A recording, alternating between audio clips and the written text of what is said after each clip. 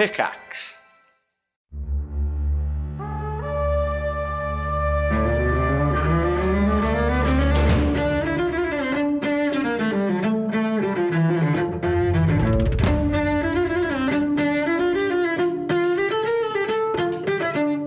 Thanks for dropping into the cast party. Join the cast and crew as they are evicted from their Hollywood film set into the crazy world of Dungeons and Dragons. And action!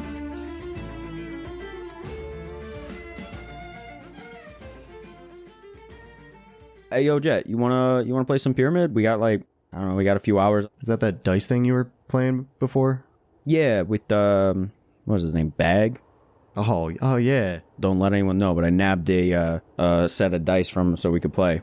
Ooh, you stealing again? He was cheating. It evens out. All right.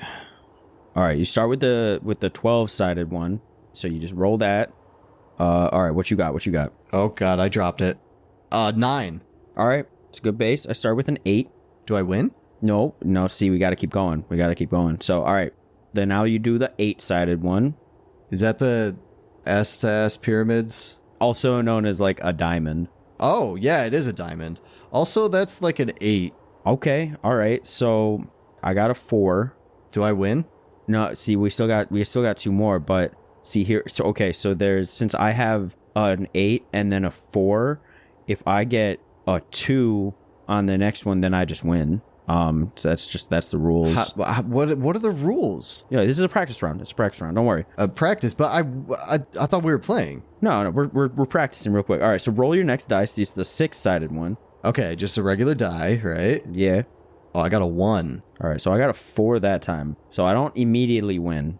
But I do have now a double 4, so that's got to count for some like triple points at the end. But that's like snake eyes. Doesn't that mean that you like lose? No, that's see, snake eyes. That's when it's ones, because like a snake's eyes are like slits, so they look like ones. That's why I call it that.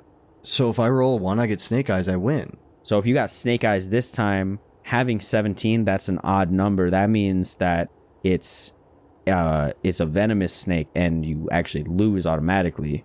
All right, we got one more. Let's roll. Let's throw out another roll here, and this time is the 4-sided one. Oh, the diamond, the pyramid. Yeah. Okay. Sheesh. All right, I got another 4. So that's 3 4s and an 8. I got a 2. Let's see. All right, so you got. What was your last one? A 1. See, now, like you said, if you'd gotten the 1, it would have been a loss because it was a poisonous snake eyes. But since you got the 2, I think that just means that it's you just count it as normal. It's just straight up normal. So you had a 9 and an 8, a 1 and a 2. Yeah. And I had 8, 4, 4, and 4. Shit, bro, we tied. What are the rules? You add them all up, but there's like a lot of like little distinctions. Like, why don't you run the game next, and I'm sure you'll get it. You'll get it. Okay, so we take the 12-sided die. Yup. And then we do the roll. I got a 7, and then that means that you're gonna get less than that. Well, okay, so I got an 8. Okay, so 8 minus... because I got a 7, I get a +1 on my rolls because I got an odd number, and because you got even, that means that you get -4 on your first roll. So that means that you get a 4, and I got a 7, so technically you rolled less than me. Oh, but... Hold up. No. You don't remember that rule? Bag told me earlier. Oh, okay, let's just roll. Okay, I can roll with it. Oh, God, I dropped it. Shit. All right, so that's a 4 again. And I got an 8, so because I got the higher even, that means that I get a +8 on my roll. So I actually got a 16 on that. And you, because you got the lower even, it means that you get a -8. At that... So... Hold on. I think... Okay, all right. Well, but... Okay. And then we go to the regular die, and then you're gonna get snake eyes with me, right? I don't think I have to. All right, something wacky's happened because I got another 4. Sheesh. All right, am I about to get the same hand as last time? See, the problem is I got a 6, and for this one, when you get closer to the top of the pyramid, if your opponent scores 2 points above you, then it actually causes you to go another -8. So I think you're at -4 again. So you're 4, -4, -4. But then I'm 6. So then those points actually come to my side. So I think I have about 10 because I get those 4 that you lost. Dog, I see the way that I was learning it. That doesn't seem right. But let's do the last die. I feel like that's going to change the whole game. This last one right here. Oh, what do you know? I got a 4. Dude, no joke. I just rolled the exact same hand as last time. See, so when you roll the same exact thing as last time, that actually means that you get -4. Quadruple points, meaning that I actually did win. The winner actually gets the quadruple. So I get the and so 4. like I'm the winner here because like I just got literally the same hand, and when that happens, it's called like a double handy shandy, you know, in the back alley. That just means that you got both hands in the pockets. That's a win. So, okay, well, when that happens, then you have to count them up. And so then when you add them, carry the 3. What did you get? Well, okay, so, I mean, like, just flat numbers, I got a 20 again. I got 20 as well. Oh my God, it's a tie. Damn, bro, I gotta go back to math class. Sorry for the extra long skit. They had too much fun playing pyramids, so I'll make this quick. The cast and crew is growing like crazy. At 150 members of the cast and crew, we're making Jett throw on some short shorts and filming a D&D themed workout series called Sweat with Jett. We are less than 40 members away, so head on over to patreon.com/castparty to become an official part of our cast and crew. Exclusive behind the scenes info, monthly one-shots run by different cast members, an invite to our community Discord where we host live listening parties and community-run games, as well as entry into our merch giveaway that we do for every single Cast Party episode. Speaking of, this episode's merch giveaway winner is Fiery Artemis. Shirts, hoodies, stickers, and so much more over at cast-party.myshopify.com. Thank you all so much for listening. Enjoy the episode, cast and crew. Hello, everyone, and welcome to Cast Party. My name is Colin McManus, and I will be your director for today. I am joined by my uncertain cast and crew, Ryan McManus. Hi, Sebastian Vivaldi Greensleeves, an emo at heart musician who once auditioned to be on MTV's hit dating show Next. However, his episode never actually aired. He was greeted with his first contestant, but was too awkward to even next her, even though he wasn't really feeling the date too much. In the end, she ended up choosing the money and got a clean $137. Is he secretly 30 years old? Like, how does this timeline work? I didn't want to think too much into it. But he wasn't even on the bus, like he was the contestant. Yeah, he was the nexter. The position of power. It had to have been the 2017 reboot that didn't go anywhere, right? Whoa. Yeah, there you go. They did a reboot? No, they did not. In our world, yeah. Yeah, there you go. Anna Brisbane.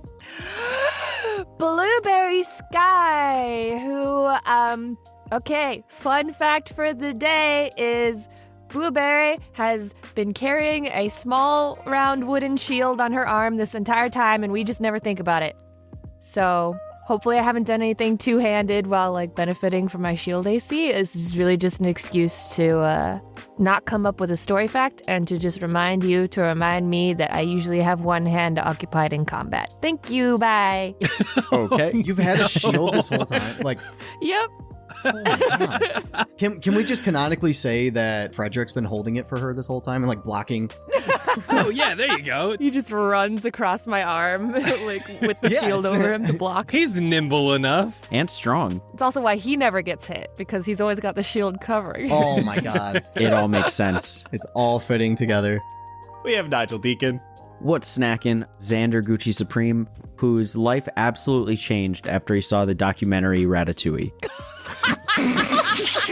Now, he knows obviously what was depicted was an artist's retelling with a handful of embellishments, but it was still fascinating. Xander clearly doesn't know anything about cooking or the culinary arts, but he does know that rats are intelligent, so it only makes sense that a rat could be smart enough to cook, right? He also figured it was one of those like Balto situations where when Balto finished his trek, he was running at the head of the line with a dog named Fox, and someone was like, well, we don't want people to think it was an actual fox. So even though it was a 2-dog job, only one got the major fame. And that's probably what happened with Ratatouille. One rat controlling the whole person? Unlikely, but a team? For sure. And that's both super interesting, but also super disconcerting. So Xander doesn't trust rats because of how intelligent that movie showed them to be. So that's why Xander hates rats. Yeah. The origin story of the hatred. Xander don't fuck with rats. And finally, we have Vince Perino. Jett the Boulder Chambers, big burly heartthrob, who is in fact one of the healthiest people that you all are ever going to meet, except for one small, tiny little detail. He's allergic to cash. What now? What? Cold hard cash. He is allergic to a compound in the paper in US dollars. And so he can never carry cash on him. He breaks out in hives very bad. And sometimes if you actually put like $100 bill on his arm or something, like... Specifically 100? Yeah, $100 bill. It like burns into his skin. Yep, it just makes a perfect imprint of a $100 bill. Is that possible? Is this based on a true story? In Fendrea it is. What about outside of Fendrea? Not gonna lie, I looked up earlier. Weird allergies, and one of the first things that popped up was cash. Whoa. Interesting. So let's get right into it and talk about what happened last time. Last time, you guys spoke with Sulik as he pressed you about Pojan's murder. You spilled your hearts out to him about all you knew regarding the Queen and Adewolf. Sulik warned if the magistrate killed Pojan and they find out Chandra was killed, they will send reinforcements, and their research would not be able to continue. You headed to Pojan's iceberg, where you discovered Pojan's eyes to be completely white. You also discovered his Valorithi symbol, as well as scratch marks on the ground, much like the ones from Chandra's house. Sulik confided that he would need your help to further the Destin's research at the Evergem. He took you to Bags, where you played a round of Pyramid before being taken below the Evergem. Sulik and Redstream told you of Kionopa and Travis, who used to live down here together along with their son, Zen. Kionopa and Travis were killed, but no one knows what happened to Zen.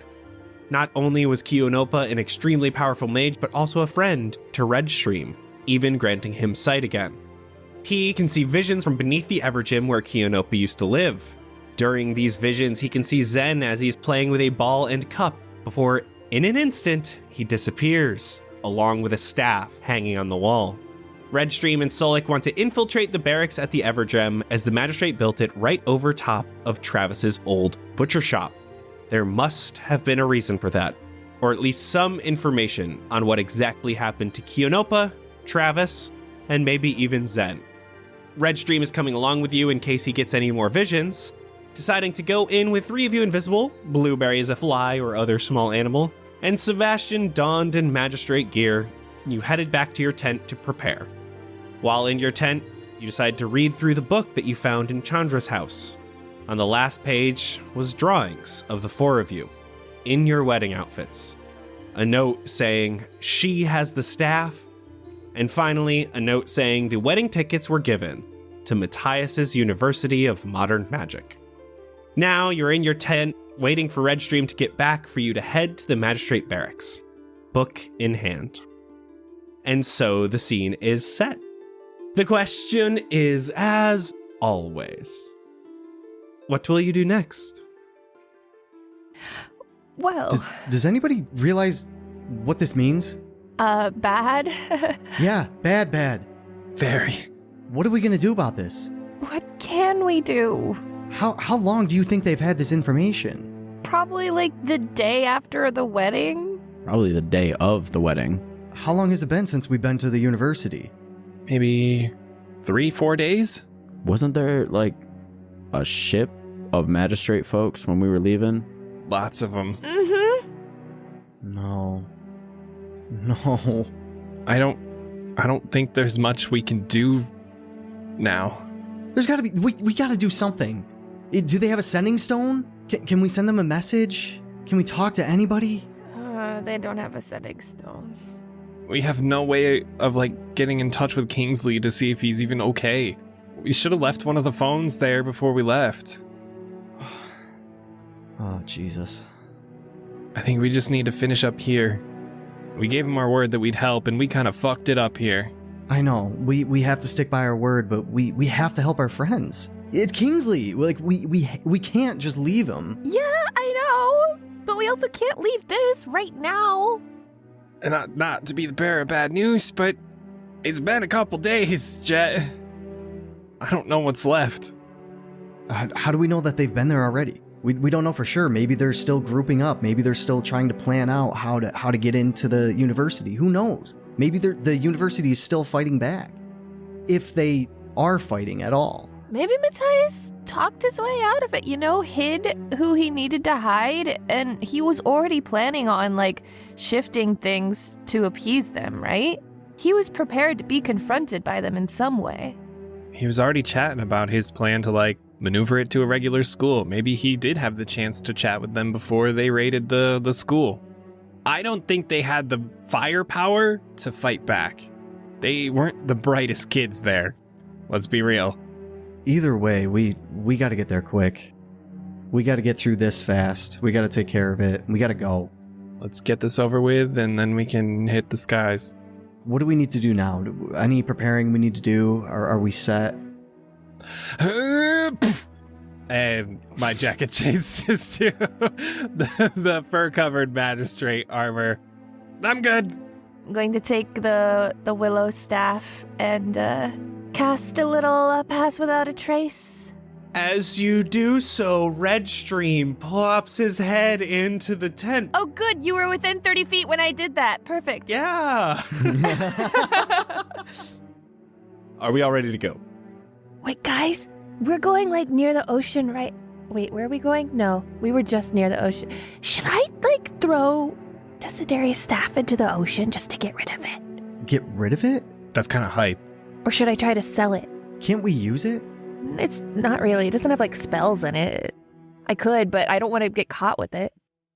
What about the fuck it bucket? We could fuck it bucket. What if it goes straight to her? What's the fuck it bucket? Oh, we'll explain later, Redstream. I'm sorry. What if we just crack a hole in the ice, over the lake or something, and just bloop, drop it on in? Oh, that's fun. It's made of wood. It's gonna float. Not if you, you could shove it in and then zoom it, Hear me out. What if we wanted to keep it nearby at all times in case we could, in a sense, use it in the future? I have an idea. Just hear me out. Go on. We have the never-ending rope, right? Yeah. What if we take some of that rope and we tie it around the staff? We tie the other end to part of the fuck it bucket and we throw it in the fuck it bucket.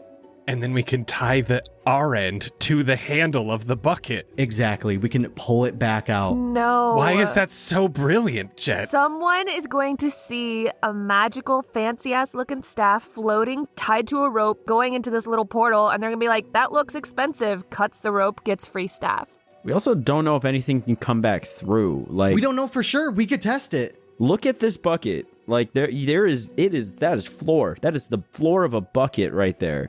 We don't know if anything can come out of that. I mean, we can test that, but...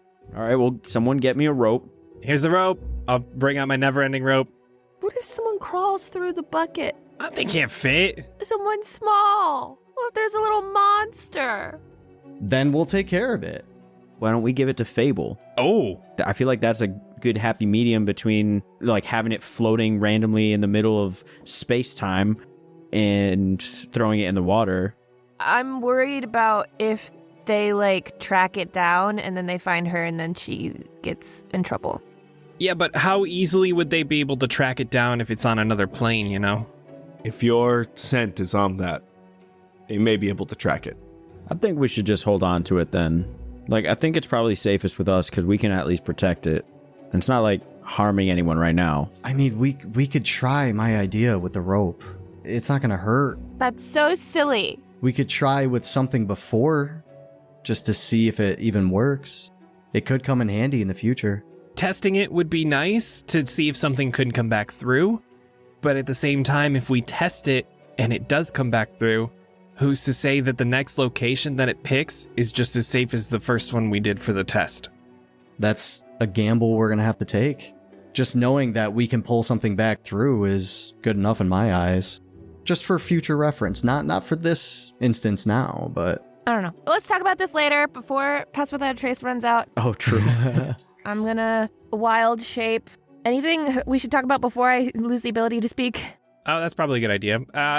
Remind me the plan again. You guys are just sending me in, and then, well, I'll invisible all y'all. And Blueberry's a fly. That's the plan. Okay. I'll grab Sebastian by the shoulder. You up to this? You feel like you're going to do okay? I mean, I got a lot on my mind right now that we read that damn book, but you gotta do it. Might as well just get it over with. Don't worry. We got your back. I don't think anybody's going to hurt you. Okay. I'll cast Sanctuary. Ooh. If that comes up, Jett, please remind me. Yes. Any harmful spells or anything like that towards Sebastian will need a wisdom saving throw. All right. I think we're ready to go. I don't know how helpful I'll be until we can get down to the basement. Okay, so I'm looking for a basement that's usually pretty easy to find. It's gonna be like is the entrance inside, or is it like one of those hatches you open outside? Probably inside. Okay, that shouldn't be too difficult to find. They created this over top of Travis's butcher shop. They did that for a reason. They're definitely trying to hide it. Okay. And I mean, I'll have you guys there anyway. You guys can still talk to me. Like, we can't talk to you. Oh, they got phones. Brain phones. Which makes no sense. Oh, alrighty. Who's going invisible? That'd be me. All of us, right? And I go, bonk, bonk, bonk. And I cast invisibility. You cast invisibility with a bonk, bonk, bonk. Yeah. Just one after the other. We're leaving Frederick, I guess, in the tent to hide in some blankets. And I'm going to wild shape into a spider. Blueberry becomes a spider as Jett, Xander, and Redstream go invisible. Xander, I'm assuming that you're having Nomura fly around you, but also invisible. Yes, sir. Right now in this tent, kind of looks like there is just a Sebastian. A Sebastian with a spider on his shoe. Blueberry, I'm going to need you to come anywhere else, because if you're on my shoe, I'm going to get freaked out and probably step on you. Go right in his sock. Don't do that either. Can you just like come up to my shoulder? I'm going to crawl around to the back of your ankle on your pants so you can't see me. That'll do. Okay. This is all you. Oh. And then he says in your brain, oh yeah, like this. What? Like I'm not supposed to talk out loud. Oh, okay. I'm following. Oh, okay. And off we go. How are you guys following Sebastian? You do have pass without trace, so you won't leave tracks in the snow and stuff like that. But because you are invisible, you can't be like in his space. Should we just stay like, I don't know, 10 feet away from him? Behind him sort of deal? I'd say 5, just so that we're close enough to get indoors quick enough so it doesn't look like the door's just hanging open for too long. So within reach. Yeah, I could touch his butt if I needed to.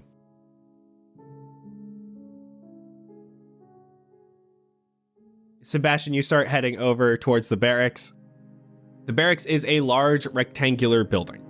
From the outside, it looks like there is a courtyard past a double wooden gate. There seems to be, from what you can tell, only one entrance. The rest is protected by 40-foot tall stone walls on every side. There's this double wooden gate at the front. There are no guards currently outside the barracks, but you can see through these gates at the front. There is an open courtyard. You can hear lots of sounds. You can hear people shooting arrows into archery targets. In this open air courtyard, there are some guards moving around here. One in particular seems to be speaking aloud, and you can see it is this blue dragonborn man who is speaking to a human. Okay, so are any of the people outside like blocking the main entrance that I can see? Both of these gates are currently closed. You would not be able to just walk through them. How close to the gates are you getting? I would say maybe 10 feet just to kind of look at the gate. You walk right up to the gate. There's nobody on the walls. There are just people beyond the gate. And the first person you see is that bluish dragonborn. Takes a look at you, gives a pat to his buddy that he was talking to, and walks up to the gate on the other side. Ayo, new guy. You must be Derek, right? Derek Ludwig von Hofferstein. That's me. We just got Derek on the letter, but alright. Open the gate. Thank you. From inside, these gates start to part horizontally. It'll allow you to inside. Derek, you were supposed to be here a few days ago. I thought you got lost in the tundra. I mean, I'm not used to all this cold. You know, it takes me getting used to. I've walked a little slower than I thought in the travels. No worries, my dude. My name is Kamir. Come here. Nice to meet you. And I'll do a big ol' handshake. I'm supposed to show you around a little bit. Okay. Heard you got stationed here after getting kicked out of the encampment outside Helios. Didn't you just watch the airships go by and do basically nothing? Like, come on, you fucked up that job? That area's so nice. What did you do to make them send you all the way up here? Oh, I accidentally lit off a flare towards the airships, and Oh, they saw you. yeah, they weren't too happy with that. So I kind of just gave away everything. And they were like, you know where you can't really see flares? When there's a lot of snow. And here I am. I guess that's an interesting way of sending you here, right? Please, come in. Sebastian and the rest of you following along, you see you open up into a courtyard. It is outdoors, a blacksmith off to your right. You have some archery targets with some people doing archery to the left. Sebastian, directly to the left of you is this small staircase that goes up the wall. Kamir brings you in.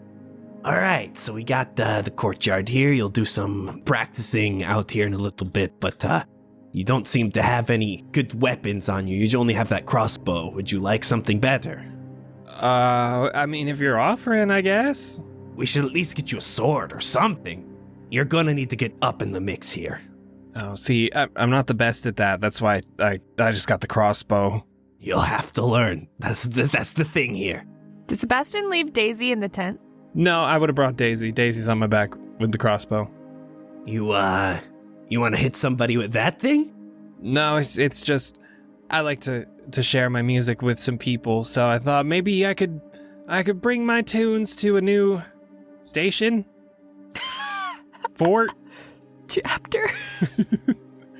Come on, I'll show you to the armory. Okay. He starts walking across the courtyard. There's this little set of steps and then into a doorway. This is the armory here. Takes you to the first door, pops you in. Do we need to roll stealth following him? Yes, I will actually have you do that. You can all use advantage as well. Me too, even though I'm not invisible. You also get advantage. Yes. I am tiny. I'm also on the back of his ankle. That's a very good hiding spot. This is going to be group stealth, so I'm not even going to roll for Red Stream. I'm just going to use your 3. And you're going to add 10 from Pass Without a Trace. So 29 for me. 20 for Jett. 19 is my total with the plus 10. All right. Take whatever you like. You look like a kind of shield and maybe a Warhammer guy. How about this, huh? You've seen me. Like, what makes you think I can carry this? Oh, it's not too bad. And he hands you at least the shield. All right, I'll take the shield. It's heavy. Yeah, I'll say. I don't know if this is for me. Listen, running away isn't allowed here. You don't need to run away if you're already far away. And I pull out the crossbow. You may not be saying that by day's end. I don't know what that means. I might need a brief on that. And he starts walking back towards the hallway. Let's get some food, huh? Can definitely eat after that. Okay. Back through the doorway. Some of you who are invisible probably had to sneak out of the way a little bit just to make sure he didn't hit you. Oh, God. He starts pointing outdoors. That's the storage room over there. That's the officer's quarters. You not allowed in there unless they make you an officer. And I don't see that from you anytime soon, huh, small fry? And he gives you a little tap on the abdomen. Oh, God. Sure. If you go down there, that's the kitchens, but we'll go in here. And he shows you to what looks like a mess hall. There's 9 or so guards in here just sitting down and eating. He just sits down, pats the seat next to him. Sit down. I'll hold the door open just really long and just look inside. Whoa, this is a big old mess hall as I wave people in. Whoa! It's really only 2 long tables. It's not that big. Helios was nothing like this. Really? I've heard wonderful things. I cannot believe that this is better than Helios. They really skimped out on the mess hall. Everything else is beautiful, but when it comes to food, Was the captain's quarters door open by chance? It was closed. Okay. You guys sit down for just a moment before a waitress comes in, doesn't say anything to you, just drops down 2 plates. We got some fish today. Good day for you to be starting. Don't always get meat. I'm not really big into fish. Do you want mine? Are you kidding me? I'll slide my plate over to him. Oh, we're gonna be the best of friends. This is wonderful. And you can see he just starts to dig in. He's got a fork and a knife. Oh, so you're a couple days late. Did anything in particular slow you down? Just a big old snowstorm, Enjoying the sights too. I've never been this far north before. You get to see the auroras. Those are beautiful. Well, apparently if I make it, you'd think I'm gonna die by the end of the day. I did not say that. Didn't you? I said you cannot run, and you will learn that by the end of the day. Who am I gonna be running from? It's my first day. I'm just saying you are not allowed to run. So they teach you here. I'll sending stone to him. Walking only. Only walk. Okay. Hey, while I'm here, do you want to go sneak off? I got this. I think. Someone's got to open the door for us. As you guys are speaking here, there is another door in this room. You saw the waitress come out of that earlier to drop off the fish. And that door opens again. And from it comes a man. Behind Sebastian, the rest of you can see a large human, currently wearing just a leather shirt, shoulder pads, and pants.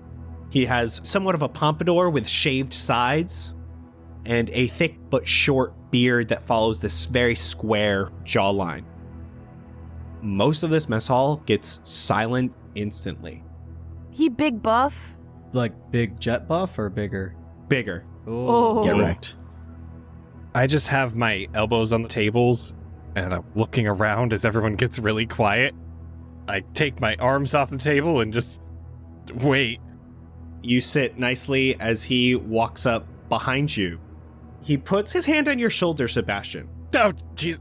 It is large, and he squeezes tight. Blueberry, I hope you weren't there. I told you, if he showed up, to bring him right to me. Boss, I'm sorry he's here. Ty? I'm sorry, boss. It's time for training. Get up. Yes, sir. As he releases your shoulder. I check my shoulder for spider guts. There are no spider guts. Oh, thank God. You wouldn't see spider guts. You would see a full elven blueberry on your shoulder. And he just starts leading you out of the mess hall back towards the courtyard. He doesn't look back as he moves. He just walks with heavy feet and his chest held high towards the courtyard. I'll follow along, and then I'll kind of open the door and look back at Kamir and actually hold the door open, very obviously. Do I just follow him through this way? He is looking down at his food, not making eye contact with you as he nods up and down. Okay. Hope that everyone got through the door and close it behind me. As you exit the building, you go back down these few steps to the courtyard that those doing archery were at. And you can see they shoot their eyes towards this man as he comes out into the courtyard. And he stops to watch them with no words. As you're looking at them, Sebastian, you can see both of these guards squint their eyes, and you can see they're like visibly shaking and terrified. But both of them let go of their arrows at the same time and hit the bullseye. I'll slow clap. As the sound starts to come from those claps, he looks at you. Immediately stop. Doesn't say anything else, just continues across the courtyard. And you can see that guard that was at this small staircase leading up the wall. The guard steps aside while avoiding eye contact with the man who walks up the stairs slowly.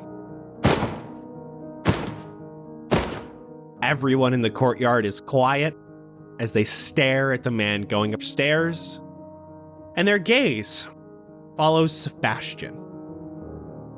Looking awkwardly down at the archers as I slowly ascend the stairs, and just praying that my friends are behind me, or wondering if they scampered off to do their whatever they're planning on doing.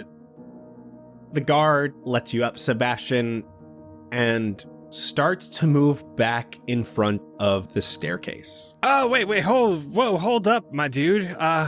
Sorry, I'm new here. You can see his hands are gripped tightly at the sides of his body. Speak when spoken to. Oh, God, okay. It does look like those of you who are invisible would not have had enough time to slip past this guard before he resumed his place at the bottom of this staircase. So Sebastian is walking up with Blueberry on his ankle. I'm reaching my hands behind me, just hoping that I can feel something, but nothing's there, and my heart just sinks.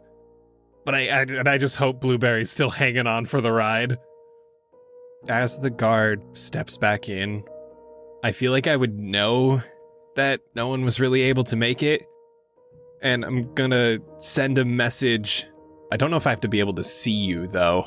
You just have to point in the direction. Oh, there's no way I know where he is, though, if he's invisible. I'll reach into my pocket and just hold the sending stone and just think to Xander, I know you guys probably didn't make it. You still have your invisibility. If you want, we can split off. I think Blueberry's still with me. I trust you guys. Please be safe. We'll figure it out. We got this. No worries. I'm not worried. As the man opens the door at the top of this staircase. As you arrive at the top of the staircase, there is this door, and it's currently open into a very long room. It's only 15 foot wide, but nearly 100 foot long. The man is standing just behind the door. Looks like he is waiting to close it after you. I'll look back. I'm just gonna hold in my sending stone and sing to Xander. So long and good night. Xander, you have advanced bardic inspiration. Okay, cool. Just before I leave you.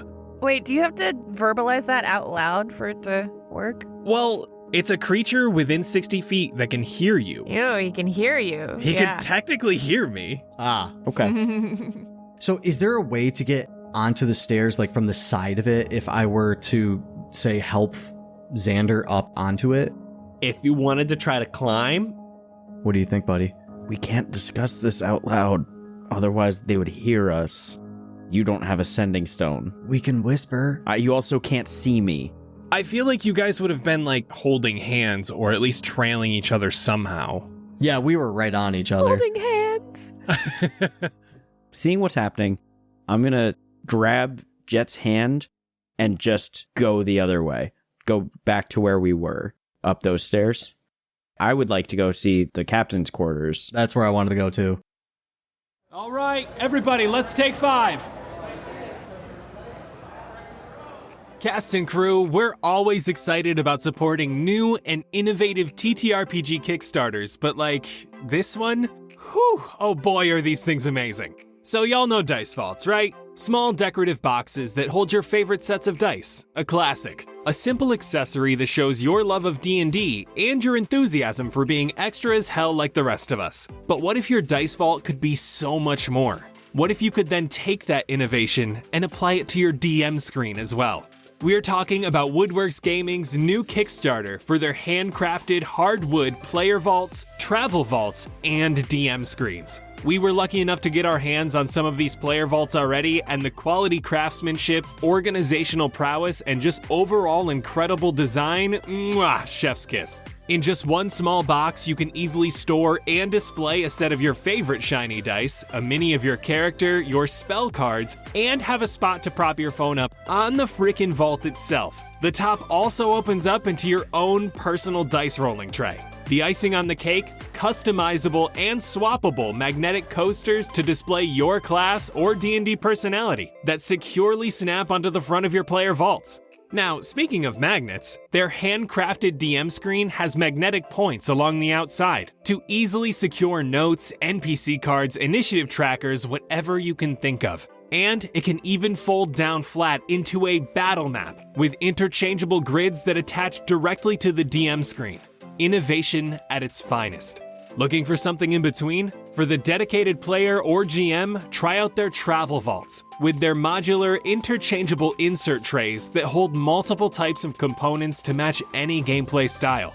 We were immediately huge fans of Woodworks Gaming, and we appreciate them so much for reaching out and letting us be a part of their new campaign. Show them the love they deserve, and check out their Kickstarter, which is live right now. That's right, today is the first day you can go and show your support and secure yourself a beautiful player vault, travel vault, or DM screen of your very own. And don't worry, we'll be joining too. We've got to make sure we get Colin one of those DM screens because they might be able to fit about half his dice collection. I hope. Woodworksgaming.com, or just click the link in the show notes to snag yours before they're gone. Woodworksgaming.com. Hey, Xander, yo, check it out. Look at my new shirt. I got this nice little, I got this nice flow going right now. It's like so wet. Do you see how wet I am? Excuse me, sir? Look at it. Look at how nice it is. That is a pretty dope shirt. What you got there? It's Session Zero, bro. I love this shirt. Hold up. Session, is that, so that's the brand, Session Zero? Yeah, Session Zero. That's looking a bit more drippy than like a normal shirt. That looks more like streetwear. Bro, they're like the drippiest. All right, we got to work on your slang a little bit on this one, but I'm getting some like Supreme vibes off of this. It's not like too over the top. I feel like you used the word wrong with flow or a moment ago. Like they do be flowing pretty well. I heard about Session Zero recently. They're like a new brand. I hear that they've been actually like super popping off in like the Dungeons and Dragons community. Are you a part of Session Zero? Are you like a brand rep? Is that what's going on here? Do you see me? Look at how good I look in this. Let me give you a quick twirl. I hear that group Cast Party. Oh shit, that's us. They just got tied up with Session Zero. They're a brand new D&D streetwear company. They have a focus on quality and kind of like minimalism. Oh damn, you got a shirt for me? You know, I don't know. I'm like really enjoying this. I mean, look, I'm like fresh out of the garden right now. Take a feel of this. Just feel the nice quality to it. It's so soft. It just fits my form so well. Look at how good my arms look in this shit. Do you think I could just let these go? Shit, all right, I'll go get my own. You can find them over at session-zero.com. Yeah, maybe we like have a code for you to, you know, give away to get like, you know, a certain percentage off. Jett, you're an actor. Come on, man. How can you not remember your lines? It's not my job to remind you. I'm just a sound guy. It's use code CASTPARTY at checkout for 10% off your order. Session-zero.com. Make Xander jealous. Session-zero.com. Come on, man. Get it right next time. Quiet on set. We're rolling in 3, 2, 1. Action! And we're going to start with Sebastian and Blueberry. I'll follow him up. I'm gonna reach my hand into my pocket for my sending stone again and think to Blueberry. I know you're a spider and you can't, like, respond. If things are weird or going bad or I'm doing dumb shit, just bite me. Oh no, can you not even hear me? Damn it. Okay. I don't know why I'm still talking. As you enter this room, there's no windows. There is, however, a set of pulleys with a rope attached to them. It leads all the way down this long, almost hallway-like room At each end of the room is a door. They look to be locked from this side. And as you enter fully, the man closes the door behind you and you hear a loud as a large locking mechanism locks the door. Put this on. And he hands you, it looks like a leather harness. It's got a metal hook on the back of it. This harness is definitely sturdily made. It could go right over your clothes. It straps underneath your groin, hugs the chest, and goes above your shoulders. Why do I need this? Put it on. Speak when spoken to. Okay. Oh, God. I'll hike it on over my stuff. From these pulleys hanging from the top, there is one rope that hangs down that has a hook on it. And he grabs that rope. As you put on the harness, he grabs the back of your harness, pulls you in quickly, and hooks the back of the harness to the rope above. That's what I was afraid of. So this is like a long pulley system. It runs the entire length of this room. You can feel as you move that it will allow you to move all the way while keeping you connected to the ceiling. Okay. What are you scared of? You right now, honestly. Good. What else scares you? All these crazy monsters that I've seen here. You say that as his eyes glisten. He takes out a small pipe. It looks like there is a cup coming out of it. He takes a small match and ignites it. It ignites the leaves that are in the bottom of this pipe. Slowly, you can see the smoke starts coming out the cup at the top. As he walks closer to you, deep breath. I'll huff it on him. He pushes it towards your face. Oh, Jesus. And all you're doing is breathing the smoke that's coming from these plants. Give me a Constitution saving throw. Oh, Jesus. This doesn't feel healthy. Oh, 11. Middle. As he points to the middle of the room. Okay, on it. Walk on over to the middle. Sebastian, as you take the spot at the center of this room, you start to feel paranoid. What's going to happen? Who is this guy? This isn't normal. You start to feel fidgety. And as you get to the center of the room, you turn around. And you see this man staring at you. And as you're looking at him, the room starts to get darker. It doesn't make sense. It was a bit dim to begin with as there was no lights, but none of the torches have gone out. You can tell your vision is getting fuzzy as you start to see things.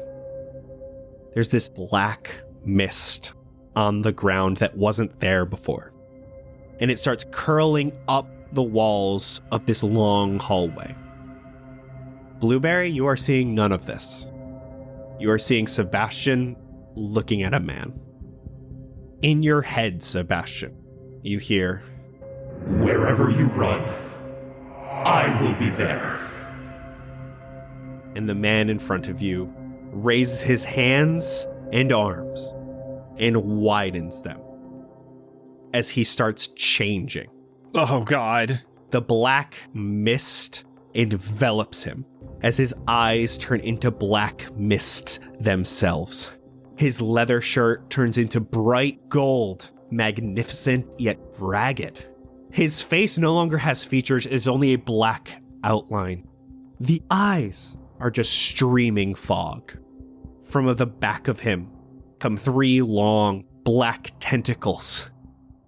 At their tips are 3 humanoid faces. Ow! Bright white teeth. Each one a different eye color. One bright white, one orange, one purple.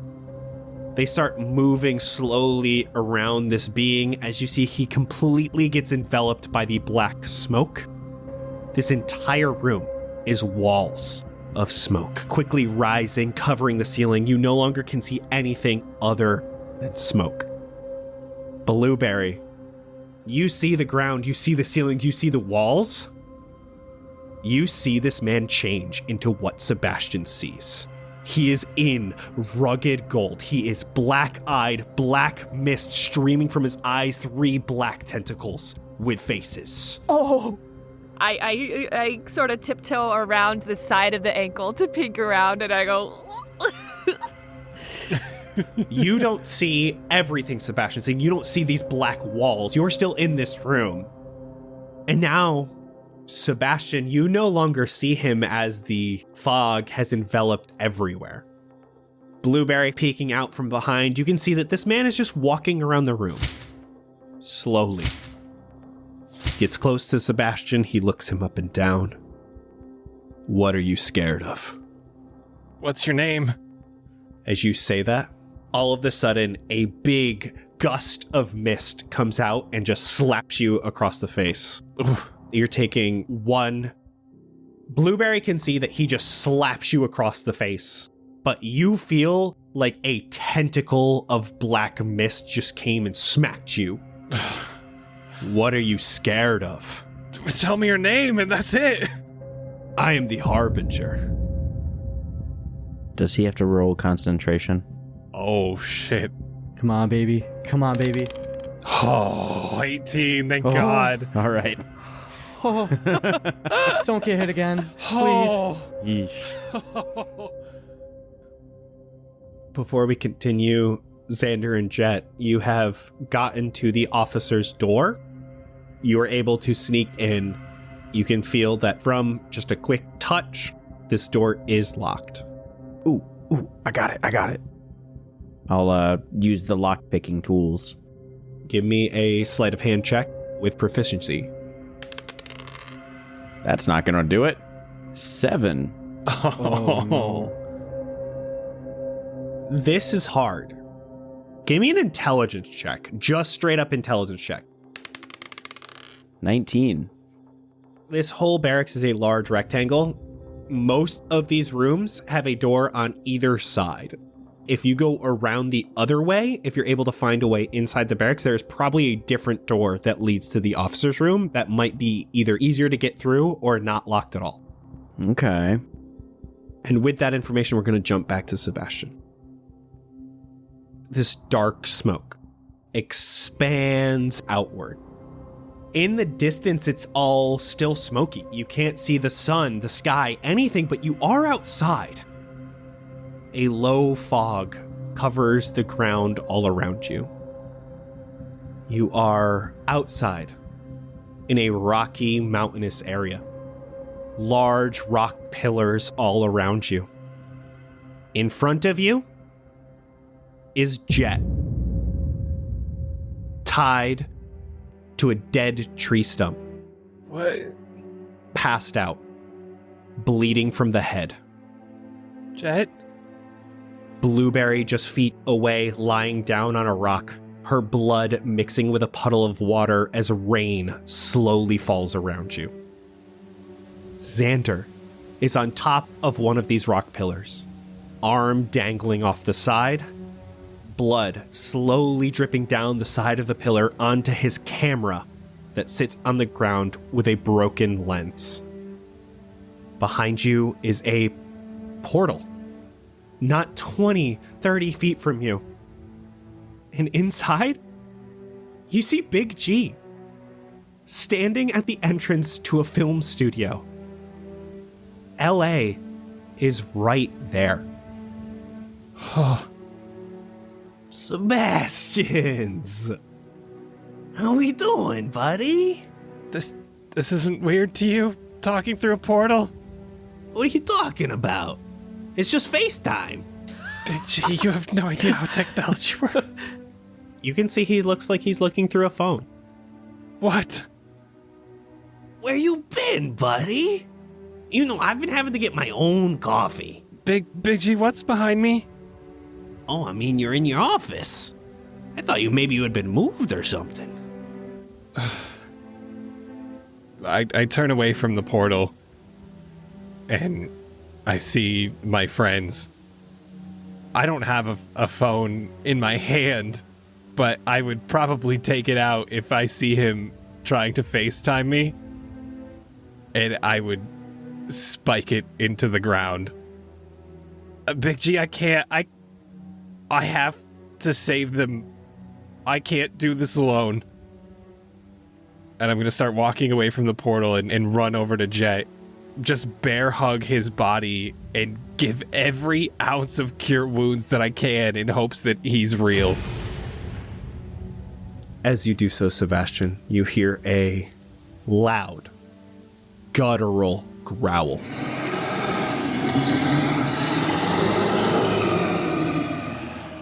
From behind a nearby cliff face comes a large, 30-foot tall, monstrous beast. It is quadrupedal, but it is standing on two hind legs like a bear facing an attacker. It does not have fur, it is muscular, veiny, it has gray skin. Long appendages lead to sharp claws. Its wide neck holds up a large, square face with these long, sharp teeth that climb the outside of its mouth. It has 6 eyes of yellow, 3 on each side.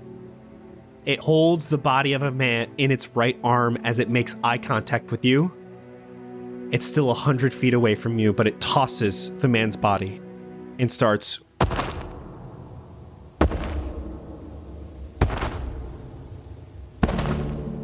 towards Jett, you, and the tree stump. I bury my face into Jett and close my eyes. Please, I can't do this. I need you. You cast Cure Wounds. You feel that power go through as Jett opens his eyes. And they are a dark black mist as this man you saw just before grabs your head. I need you to make a wisdom saving throw. Oh, God.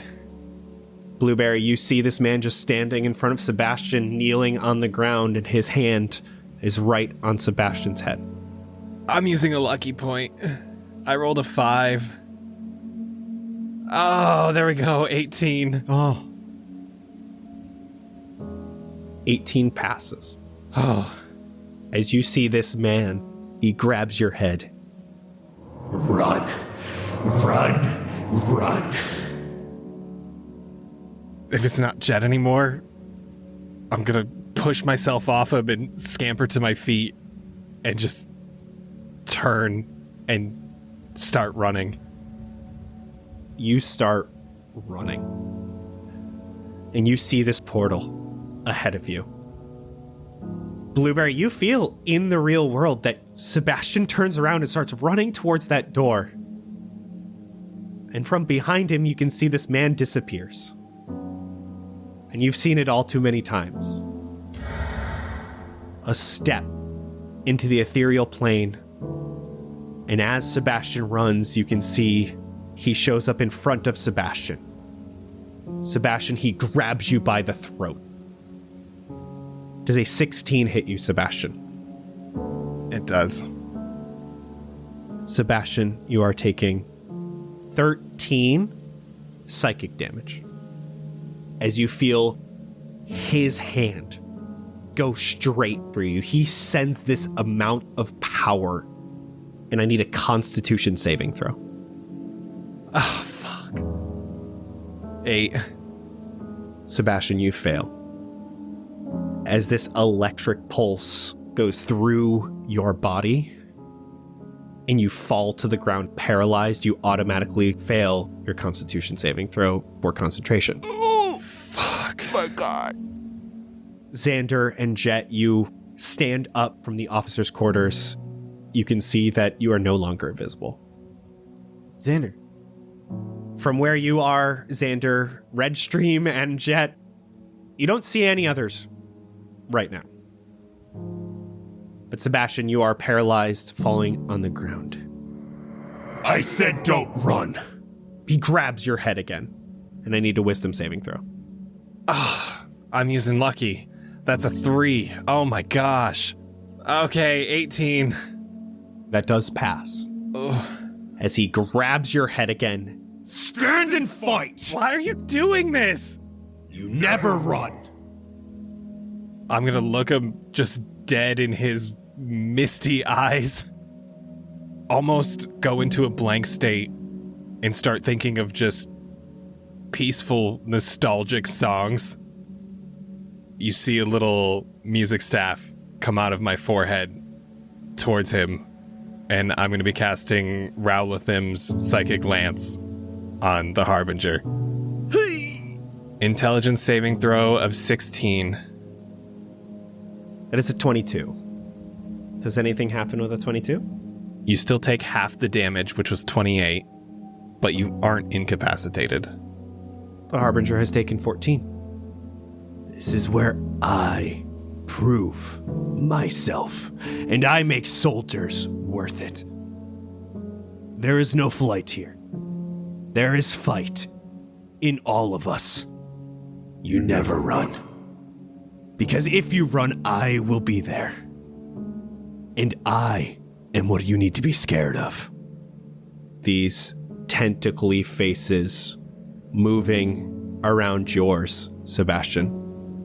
I think I would be too paralyzed to even speak. He grabs your face one last time. And I need one last wisdom saving throw. 19. You stand and fight, or you die here today. And he points behind you. And behind you, you can see this large creature is just 10 feet away from Jett. It looks hungry. Regaining my composure, I'll stand up and try to shake things off. Look at the big old creature. Take a couple steps forward. Breathing deep with each step. And I'm going to do a 3rd level Dissonant Whispers on the creature. What do you say? You can't take him from me. That is a 10. He fails. He's going to take 18 psychic damage, and the creature has to run as far away from me as humanly possible as I continue to walk towards him and Jett on the floor. This thing starts running away from you. As you walk up to Jett, you grab his face in your hands. As all of a sudden, this man is in front of you again. As the smoke retracts, he grabs your face in his hand. You never run again. You stand and you fight. Tears just streaming down in almost a panic. I'm swinging at him. Do it. It's only a 4. I wouldn't have hit anyway. That was almost like a child flailing in a tantrum, just trying to hit whatever's bugging him. You flail. One of these tentacly faces starts cackling as he looks at you and has one of these tentacles. Orange eyes look right in your face, and it flashes. Eyes completely white, Sebastian falls to the ground. As Blueberry, you can see this man turns back into his human form. Sebastian, after a moment, you are able to see again, and you look up, and you see this man. It's weird, because the last thing you saw was this man telling you to stand in the middle of the room. You remember nothing of what happened. What? You have been brainwashed. And you are terrified of him, and you have no recollection as to why. He is the most terrifying thing you've ever seen, and yet he's never touched you. I stand trembling, waiting for an order. Out. And he unlocks the door. Nod and run. The guard lets you past, back down into the main courtyard. Jesus. Jett and Xander. Xander had just tried to pick the lock on this door. It wasn't working, and you guys all became visible again. You know that there is a kitchen nearby. There is the storage room you heard them talk about, as well as the mess hall and the armory. No one's here right now, but this is a busy place. You've seen a lot of people here already. It's only a matter of time before someone comes through this hallway and sees you guys. What would you like to do? Shit. Why can we see each other? Oh shit, something must have happened to Sebastian. Oh God. Where do we go? Should we hide? Should we wait? Can't you contact him? Oh, yeah. Xander, you can. Sebastian, are you okay?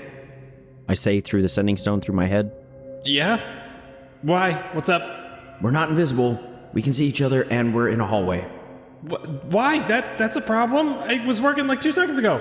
Well, it's been 2 seconds, so it's not working now. What happened in those 2 seconds? I don't know. This is you. Where did you guys go? We're by the captain's quarters, and we can't get in. What, you can't get in? You're just out in the open? It's locked. Oh, God. Okay, I'll try to find my way to you guys. Back towards the mess hall. I'll see you soon. Maybe. Okay. Let's, we'll go into the armory. You pushed everybody into the armory. You knew it was a room that was open that you could just duck into. Is there anything going on in this room while we're here? Give me an investigation. Investigation check. 23, which means it's a nat 20. Ooh.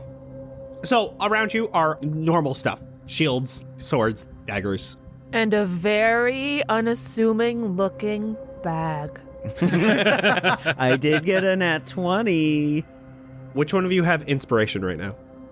I do. I do. If Sebastian and Xander use your inspiration right now, I will give you a bag of holding. Oh, Yeah. Done. oh, There is a bag of holding in here. oh, shit. Finally! Oh my God. 42 episodes! Yes, there is a very unassuming bag. As you move it, it is super light for some reason, even though you can see it's got some heft to it. Sheesh, all right. What's going on with this? Is it made of linen? Like, damn, this is light as hell. I'll start looking through it. You open it and your hand just doesn't hit the bottom. It's just got a lot of room in here. Yo. And you find 76 gold. Ah, shit, bro. You know, this might fit into my new functional chic look that I'm going for. Sebastian, at this moment, you are just entering into the armory. What? Why are you guys visible? You tell us, bro. He tried opening a door. Next thing we know, we're all squatting in a corner together. I don't know what happened. Well, maybe Xander ruined it by failing. Hey, don't put this on me. Where the heck have you been? Why are you off with Big Daddy Scary Man? Oh, I don't know. He was real spooky, and he tried to, hook me to a rope, and then he made me leave. Nothing happened. It was really weird. He tossed me in a room, and then we left. That was it. But I don't like him. Bad vibes. Not okay. He didn't seem like he had good vibes to begin with there, bud. Also, you were gone for way longer than what that sounds like. Unless it was a real confusing harness. I don't think so. I felt like I just slipped it on, right over everything. Is Blueberry still with you? Looking for a spider. I raised my leg up. Oh, yep, there it is. Yeah, she's down there. Yeah, I crawl around the ankle and wave a little spider arm. Hey, Blue. Blue. Cute. Okay, well, problem. I'm feeling a little tired. What do you mean? I don't think I could do that again.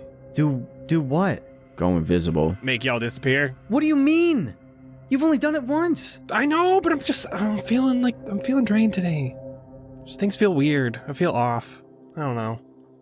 I think we got to figure out where we're going next. And we got to decide if we're going to sneak our way through or if we're going to blast our way through. Because right now, there's a lot of dudes in our way in either direction.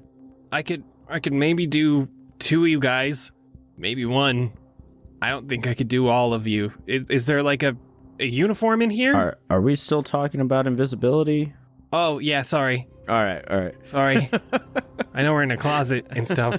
7 minutes in heaven. Sorry, we need to get out of here. Is there a uniform in here? There was a storage room, remember? Just across the hall.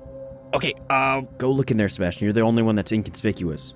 you're right. We'll barricade the door here. Knock on the door 3 times when you come back. You got it. And I'll pop out the door. We're gonna barricade it behind him.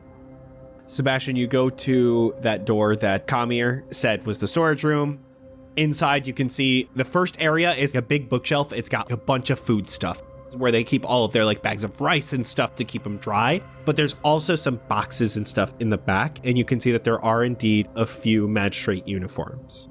I'm going to get 3 of them, roughly the same size as the others, grab them all up and haul them back to the armory. As you do so, Hey, buddy. What happened to you? Oh, Kamir is here and he's wiping his face. You do okay? You scared? he's not a good dude, Kamir. And I'm holding like 3 uniforms. He put me on uniform duty. Oh, new guys? We shouldn't have any other new people. No, it's not even like for new people. He's just having me move things back and forth. It looks all organized, but he's hell-bent on me just moving things and carrying things around. I don't know if it's like a punishment or what. I don't know what you did, new guy, but, I don't know. Did he take you up there? Yeah, and then he put a harness on me, and then I left. So it happens to all of us. Don't know what happens. Yeah, it's a weird harness. He hooked me up and then made me leave. It was real weird.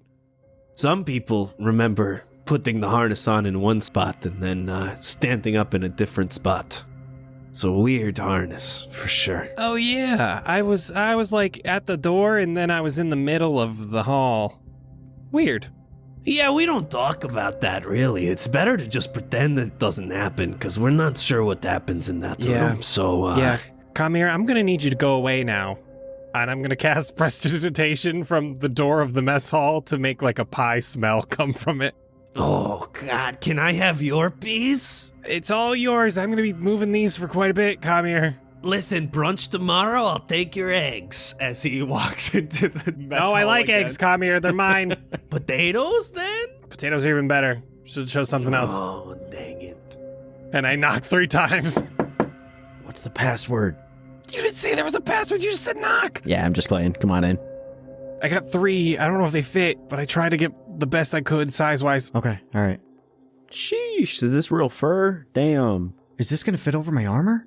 Probably not. I can't just leave this here. Did we see any other, like, doors when we were out in the courtyard? Like, let's just pick a spot and go. There's a door right here. What? Redstream points to the southeast corner. It looks like there's a tower. Man, Oh, shit. that's what I was looking for when I was, like, looking around the room. It's like, I wanted to see that door. I'm not disappointed with what we found, but...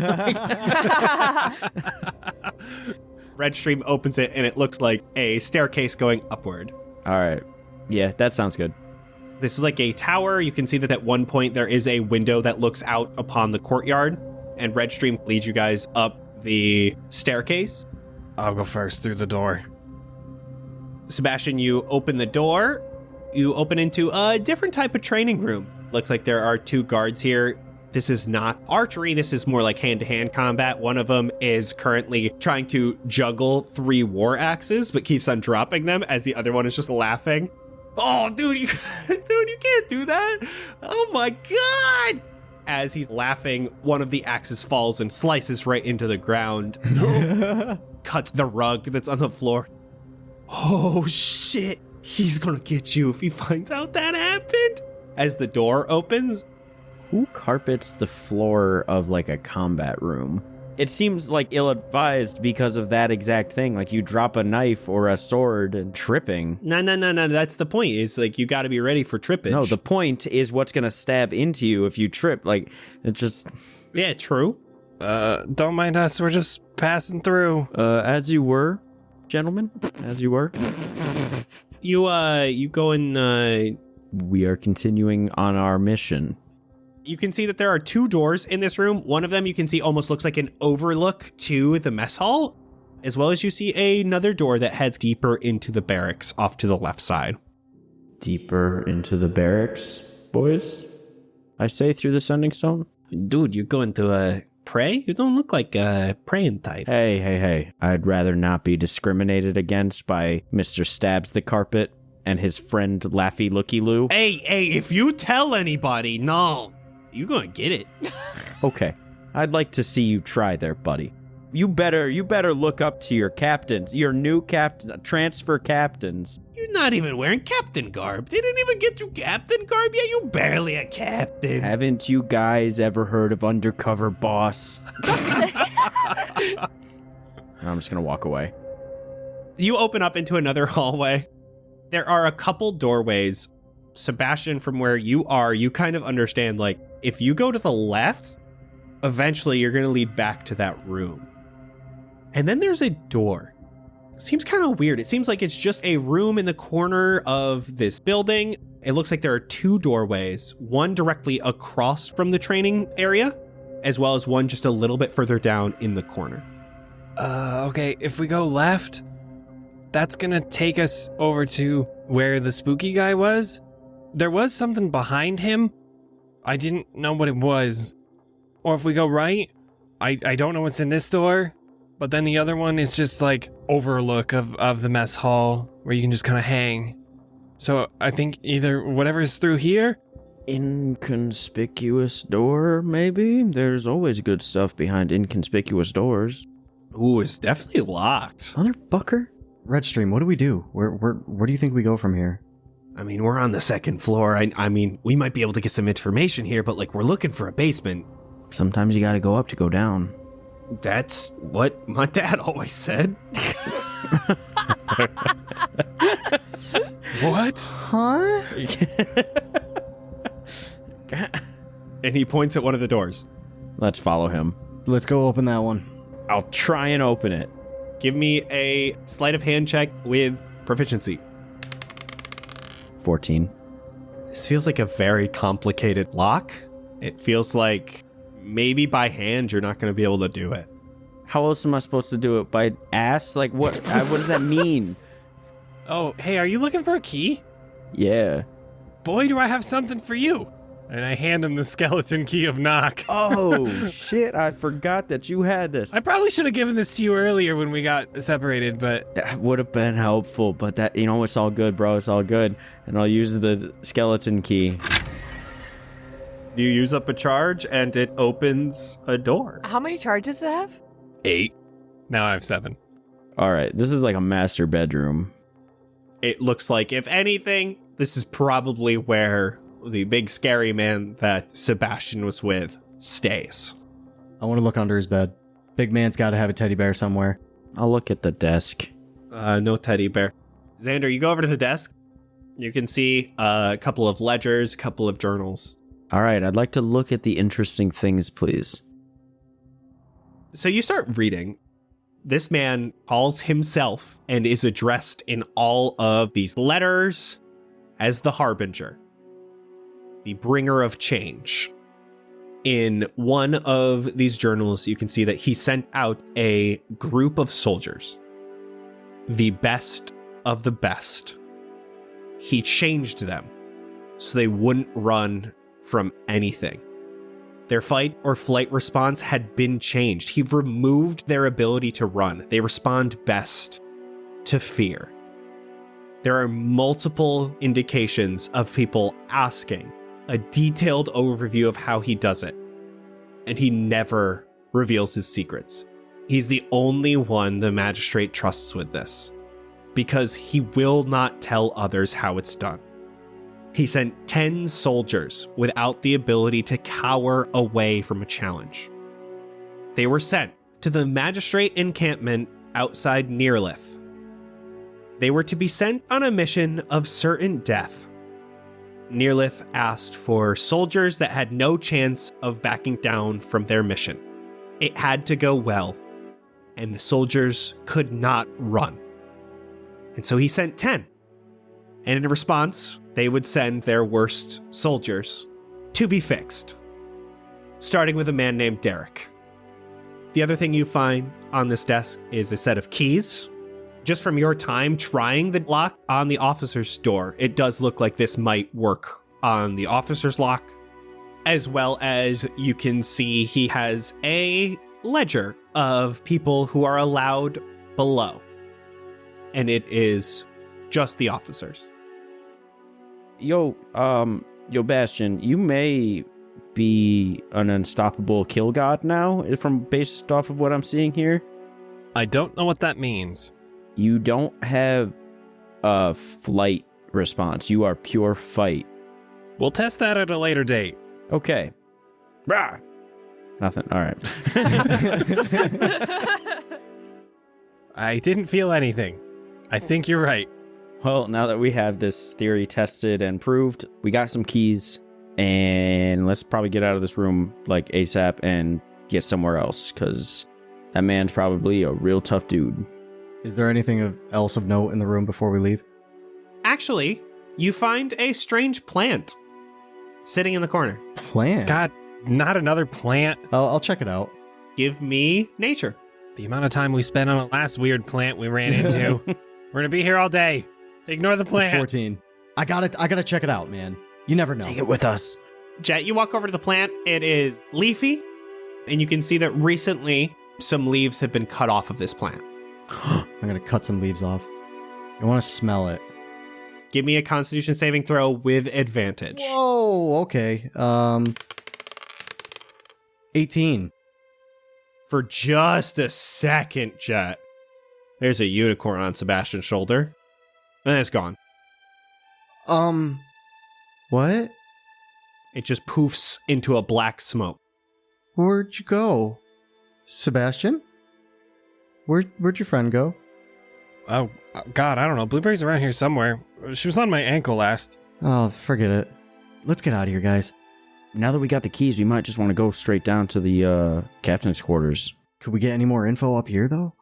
Do we need info? What if there's, like, super important things up here, though? Bro, we got a new bag. What else could we need? Who cares about a bag? Oh, you got a bag? Yeah, dude, check it out. Like, I can put my whole body in here, and I just, like, pull it down over my shoulders. That is really creepy.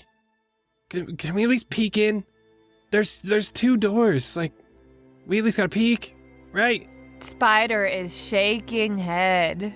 I'm shaking my head. I feel the disapproval, Blueberry. We're trying to go to the basement. It said the officers are allowed in the basement. Let's go down. Yeah, let's do it. Forget up here. Oh, fine. As you guys go back down into that armory, you're able to sneak through this hallway, and you can come up to the officer's door. All right, get it open quick. Oh, Xander, you have the keys. Okay, I open the door. You open the door, and you hear, "Oh, you're back early. What the fuck?" And there's an officer in here, and he starts grabbing for his greatsword. Wait, we're just cleaning. We're just cleaning. Not here. No. We sorry. No English. We don't speak English. And we walk in and I start lifting the rug and like rubbing it. No. Ow. And he brandishes his greatsword, and he is looking dead at you, Xander. Not allowed in here. No. All right. What do we do here, guys? We tried peace, and then I'll just shoot him with an Eldritch Blast. Xander! Everybody roll initiative, as well as Xander. Give me that Eldritch Blast. So it's 16. That does not hit. Bummer. Oh! What? Do I get a second one, right? Yes, you do get a second one. Second one's 25. Oh, damn. 25 does indeed hit. 12 damage. 19. 11. 14. 20. Blueberry, you are first with a 20. Great. Okay, as my bonus action, I'm going to hop off of Sebastian's ankle, unwild shape, grow into a blue-haired elf, very low-key, and cast Hold Person on him. Try to druid craft basically some vines it's almost like Entangle, but it's different. It's like one arcane vine that comes up to wrap around his body and also around his mouth. Oh, Hold Person silences him? It paralyzes him. Dang. I got a 15. Just fails. Ooh. All of those vines come up around him, pull him off of the ground, keep his hands in place as he's trying to pull the greatsword down, and one acts as a gag right in front of his mouth. All right. At the end of each of his turns, he can make another wisdom saving throw. But I'm just gonna study others. Someone just knock him out right now. He's extra vulnerable. Jett? Okay, gotcha. Xander, you are now up. Sebastian, you are on deck. It is advantage to hit him, and if it's a melee attack, it'll be an auto crit. Let's hit him with some non-lethal slashes. Wow. Character growth. I mean, y'all got real upset, so that definitely doesn't hit. That one hits less. Damn. So, no, I'm not going to do any bonus actions. I'll leave it as it is. Sebastian, you are up. You know what? Just to be safe, I am just gonna, seeing that he's all held up in the vines, I'm just gonna walk up and kind of boop his forehead and cast Bestow Curse on him. It is a wisdom save of 16. I don't know if he auto fails or on that, but I rolled, he failed anyway. okay. Would you allow, I don't want to use any of the other curses. I would like him to just not be able to scream. I want his curse to be he cannot use his voice in any way, shape, or form. What level is Bestow Curse? 3rd level. I will allow you as a curse to put him to sleep right now. Okay. Oh, and there's a bed right there. Perfect. He falls asleep, and we're out of initiative. Oh, wow. All right. How long is this supposed to last? I don't know. That's not what I wanted to happen. Man, my magic is off today, but that works. I feel like we'd be better off knocked out, but okay. You think he'll forget about us? Maybe we trick him into thinking he was having a nightmare? Someone tuck him in real good. Yeah. We'll tuck him in real good. And then someone help me search the room for trapdoor. Give me perception. Is anyone gonna help me look? Yeah, I'll check around with you. I'm focusing on making sure he's asleep. 22. There's a couple of rugs here. Kind of weird that they have so many in one room. Specifically, there is a set of beds. It's like a wide bed that is completely empty. As you look at it, it almost looks like there is a little bit of a scratch mark on the ground near where the feet of the bed go down. It almost looks like they move this bed pretty often. Jett, help me move this. Yeah, get the corner. I'll get the other one.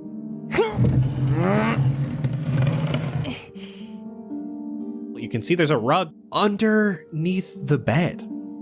Oh, move that shit. Yeah. You flip that over and there is a wooden trapdoor. Hey, guys, we got it. Oh, shit. Nice job. By the way, real quick, I'm not gonna get into this, but I just want you guys to know that the Harbinger, that Mohawk buff guy, he's a fucking monster. He turned into a monster with multiple heads, and he was attacking you, and that's why you broke concentration, and we're gonna talk about it later, but just so you know, we should not fuck with him. Okay, I opened the door. Sebastian, why don't you tell us about that? That was a lot to unpack, Blueberry. What the fuck? Okay, all right. Let's go. Let's just go downstairs. How am I supposed to just breeze past that? We'll get it later. We're in a hurry. What do you mean? We're in a hurry. We're on a mission. Fucking Christ. Let's just both grab Sebastian and yeet him down the trap hole. You can see that this trapdoor actually leads to a staircase. It is a very thin staircase, and moving down it, it instantly starts getting colder. This hatch kept the heat from above out as you move down this thin and low staircase down into a small ice cellar. There are boxes put onto shelves. There are meat hooks hanging from the ceiling, no meat on them anymore. Oh. The butcher shop. Oh, okay. That's less scary. It is a nice ice cellar, or what's left of it. There is a huge hole taken out of the wall in front of you, opening into a large cavern filled with destruction. You can feel the magical essence of this place from here. And engulfed by ice in the wall here is a skeleton of a human man.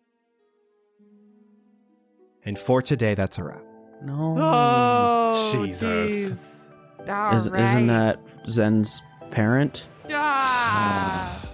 Fucking Travis. Thank you all so much for listening. We had a wonderful episode here today. Everything went great. Everyone's fine, we promise. Go listen to us talk about the episode over on our Patreon, patreon.com/castparty. There's so many other great things you can get there. We got after parties, we got more D&D content, we got an amazing Discord. So go visit us over there. And we will see you soon. Goodbye. Goodbye. Goodbye. Bye.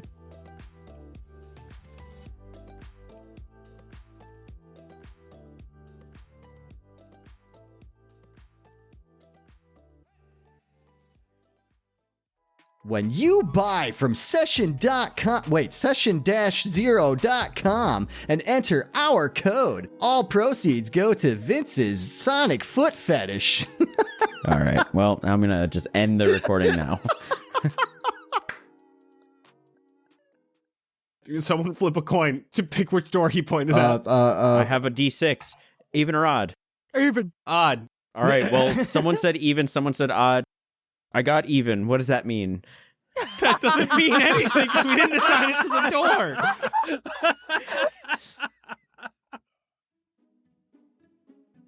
Oh, man. That pie never showed up. I bet I can grab some food from the others, though. Ooh, Sainty Love. I thought you said you were allergic to fish. I can just take your leftovers. Wow, don't snap at me. You're being a real Eric 5 right now. Fine. Ebab Flo, you definitely want me to take those potatoes off your hands. What? You're saving them? No, you can't just put those under War-Torn Knight's pillow. They will go bad so quickly. Oh, you think that will make him dream of potatoes? What is wrong with you? You need to go to Jesky Fire immediately. She will fix you. Alright, fine. Ash, there you are. Long time no see. Remember, you owe me that asparagus. What do you mean? It was from the time I saved you from Sean de Jesus. He was shooting arrows blindfolded in the art, and I pulled you out of the way of him shooting. What do you mean that was New York? She isn't even here anymore. How am I supposed to get my asparagus? Alright, fine. Wait, where are you going? No, Dubward, let me lick the plate, please! Don't look at me like that, Lord Asselberg. I have seen you lick much worse. Eastweek, I am not a dog. Stop barking at me. I just want the leftovers.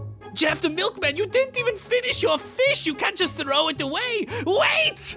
It's mine. It's mine. Don't you dare, Lady Lorax. That's my half a fish. Lexi, if you even try to take this away from me, I will end you.